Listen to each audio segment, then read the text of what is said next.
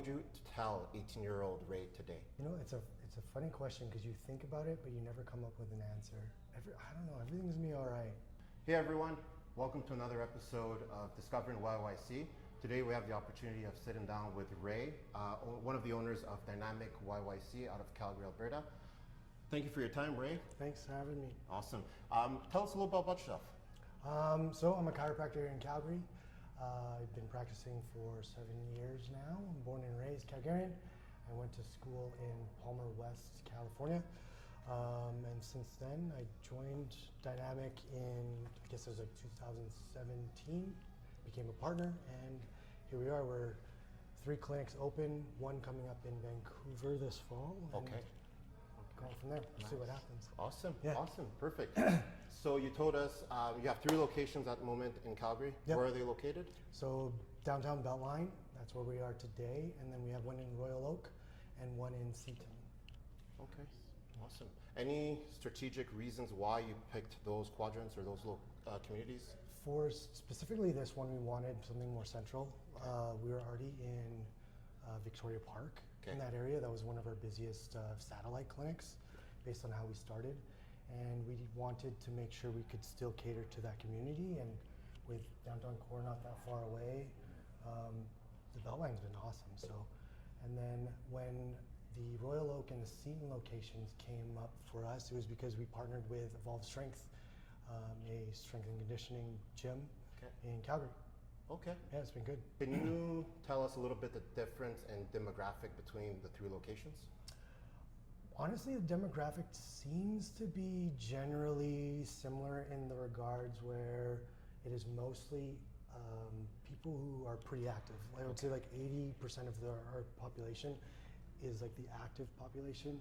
I think the differences between Beltline and the other locations that are further out would be more the because it's just residential, right? Yeah. So there's like a lot more families, Yeah. a lot more people from work from home or like have the capacity to kind of like be outwards in the city versus here. We find we book our like big hours because they just work nearby. Okay. Yeah. Okay. Awesome. Perfect. So we know you have 2 partners plus yourself that own the business, Dynamic YYC. Yeah. Let's get to know Ray a little bit more. So how was your journey through high school? How did you know what path you were going to take? No, not at all. I in Calgary, I grew up in the Northeast, Yeah. which is can say a lot of things for themselves, but I think it's like a great place to come from. It was like the city was still growing, Yeah. and I didn't know what I wanted to do. I knew I wanted to be in health of some sort, and as a good old Filipino kid, I chose nursing. Okay. Eventually, so I used to be an RN. Okay. And then I just found it wasn't my end. And then we worked with chiropractors at one of the gyms that I worked with while I was a nurse.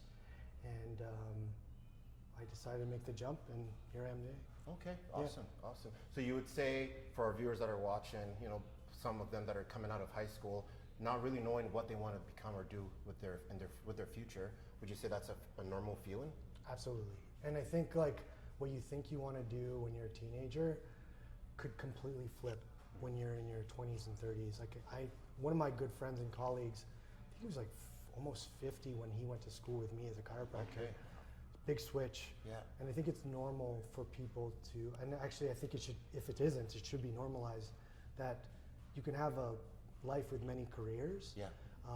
Entrepreneurship is not for everyone, obviously, but it could very well be something that you decide to do concurrently or on its own island, right? So Yeah. yeah. Okay. What about nursing didn't like feed your soul? What about it wasn't there for you? Partly the shift work was just hard on my body. Okay. I was trying to be a competitive CrossFitter at the time. Yeah. And those shifts were just too brutal. Yeah. It was hard to get training in and work like a shift where like, oh, okay, I have to work at night. Yeah. I got to change my training schedule. Food was just impossible sometimes because it's like if you're working a night shift and you have to like figure out what you want to eat at night. Yeah.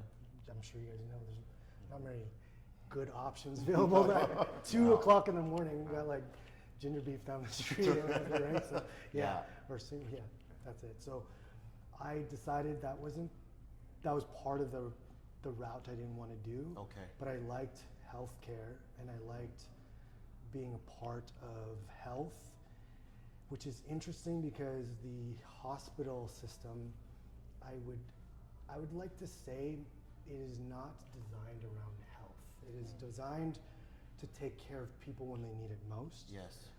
And usually that's not when they're most healthy. Like if you're find yourself at a hospital, it's probably not the best day in the world. So, that was just like a process I didn't know if I wanted to be directly a part of anymore.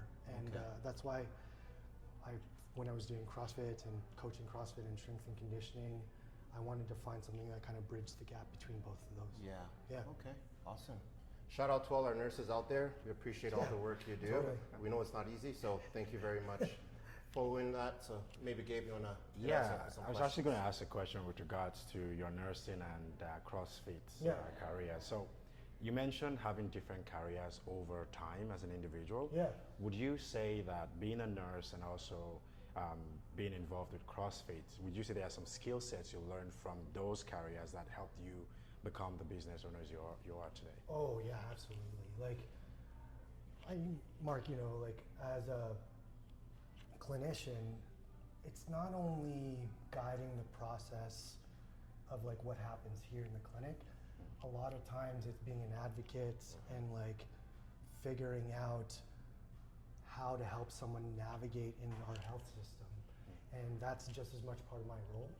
But that being said, when I was working in a CrossFit gym, I got to like rub elbows with entrepreneurs. Like they started this gym, they signed with a bank and really opened up all of this avenues to make a business and take those risks. So I got a mix of like this public system and this like idea of how it is to be a business owner and kind of see what are the things that we can do to make a business better, taking it from like a big system like Alberta Health Services, and then the implementation of like the smaller setting where you have to control way more little things. Like not everything is in your control. So it's a weird thing where you don't feel like you're learning it. You're just kind of absorbing as much information as you can, and you take ideas when you can.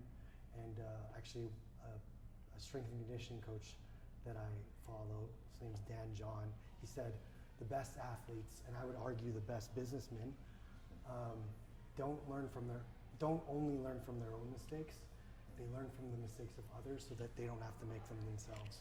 100%.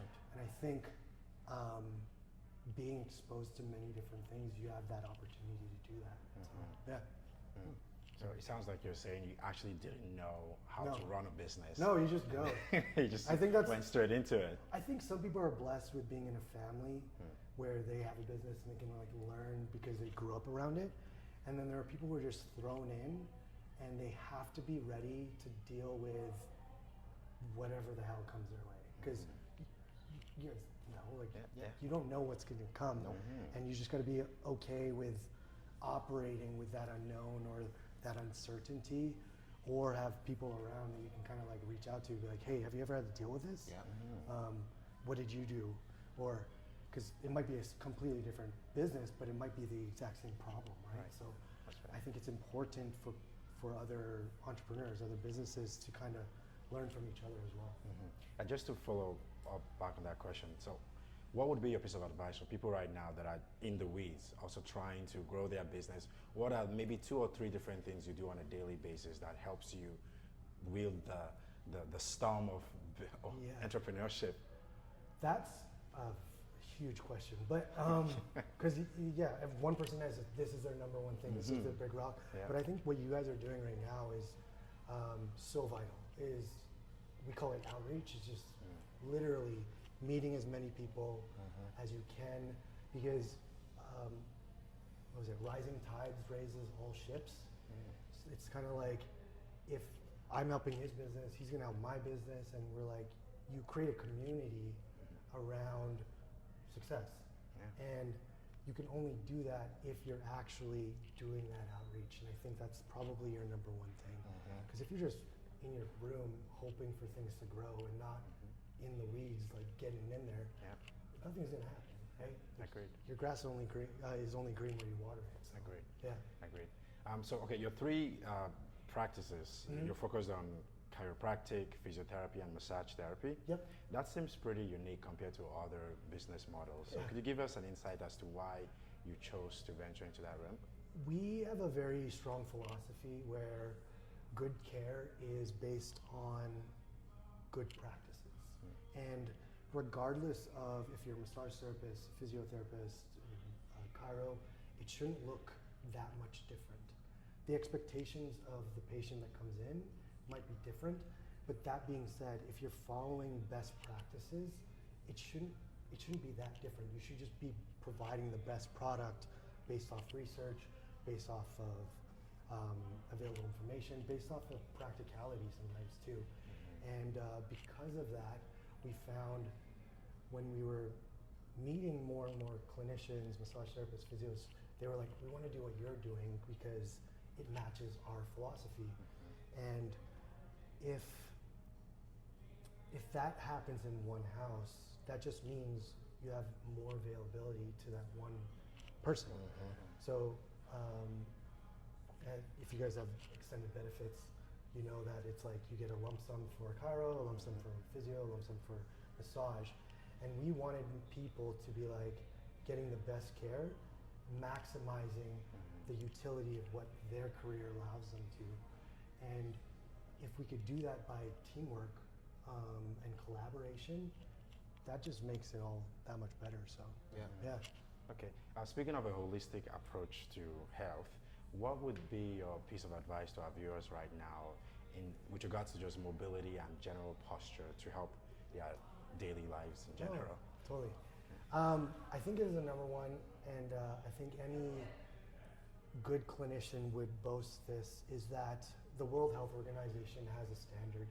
You should meet those minimum standards of physical activity, which is not much. It's like 150 minutes a week of moderate intensity exercise. Okay. Which is not much. That's No, like no. 5 days of 30 minutes. Yeah. That's like such low-hanging fruit to make your life better. Like you're able to do more things. Your likelihood of all-cause mortality is lower. Your likelihood of pain is lower. Your general health is higher. So when people are healthy, they're able to live their life better. Yeah. And I think if you start there, and whatever that looks like to you has to be fun, or else you won't do it. If you're forcing yourself into a situation where you hate it, you're not gonna do it, or you're gonna dread it, and then it doesn't create consistency. It doesn't create habit, right? So I think if you start there, it's really easy. And again, like I said, that's relative to the person, because someone who's very hasn't exercised in a while, that could be a 30-minute walk, right? If it's someone who goes to the gym very heavily, that might be what they already like to do, right? So that looks very different from population to population. Perfect. So you have a team of about how many people? Oh man, I always have to count because I don't keep them in my head, but I think there's like 12 here. Chase, how many do we have? 24 total. There you go. Okay. So we got about 24 clinicians or practitioners. Yeah. Exactly. Okay. So how do you go about hiring them? Oh, What's the process? Yeah, so it's funny. Maria's partner, she's one of our massage therapists, actually one of the partners as well. Her partner owns 2 restaurants in Calgary, Pin Bar and oh my goodness, I can't remember the one on the core. It's a barbecue joint. It'll come to me. Anyways, he said, hire slow, fire fast. So you take your time finding the right people. Yeah. And again, that's not easy, especially when you're starting out. You're like, I don't know, like Google best interview questions. That's not, and that might fit one business versus a different business, right? But if you take the time to make sure that person fits a culture or a philosophy, it's so much easier. And then when you know that it's not a good fit for your business, or even as an individual going into a new business, you should find solace in that and like find a better fit.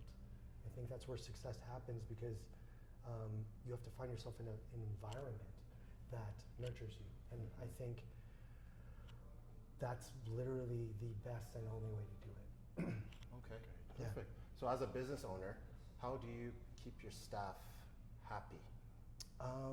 That's tough. Yeah. I think listening to them, again, 24 is not a lot. That's not a big group of people. And it actually gets harder and more complicated as it gets bigger.